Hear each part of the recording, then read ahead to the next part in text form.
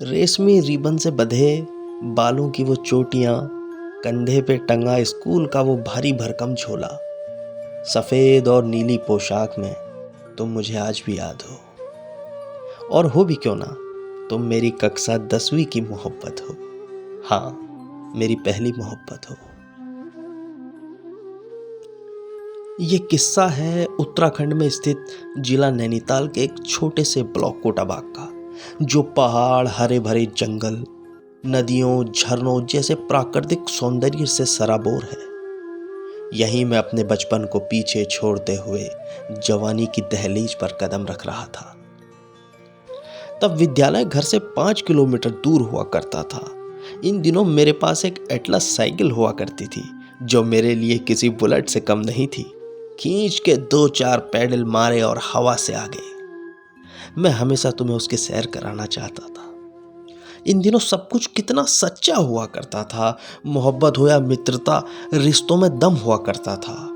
वो दोस्तों के साथ मस्तियाँ, वो शरारतें, कक्षा में बेंच बजाते हुए वो बेसुरी आवाजों में गाने गाना, दुनिया भर की शरारतें। एक बार तो मुकेश किशन हलवाई की दुकान से जलेबी ही ले भागा।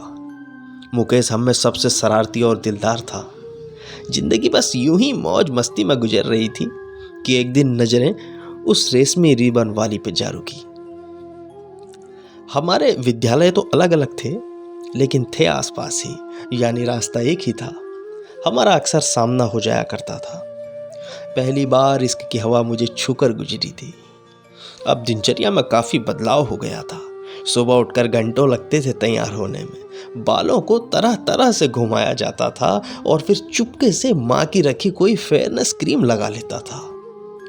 रोज सुबह घर से जल्दी निकलकर तुम्हारी राह तकना, शाम को छुट्टी होने पर भी जब तक तुम्हें न देख लूं घर न आना।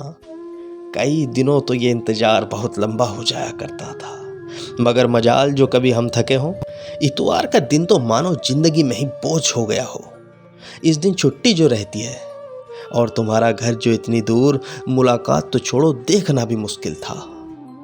बस इन्हीं अटकलों में कब साल गुजर गया कुछ पता ही नहीं चला। फिर खबर आई तो तुम्हारे पिताजी के तबादले की।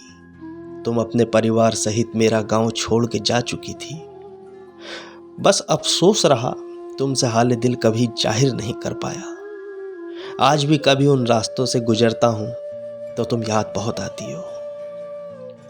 अगर आपकी भी कोई कहानी हो तो कमेंट में ज़रूर बताएं, और हमारे कोई पहाड़ बह दाजू या वीडियो दिखानी तो ज़रूर बताया तुम्हें के कहानी छ मधुल मिली के हरेगे। तो आगे फिर मिलेंगे ऐसी ही किसी कहानी के साथ। दोस्तों, मैं हूं आपका कहानी वाला दोस्त उदय शर्मा।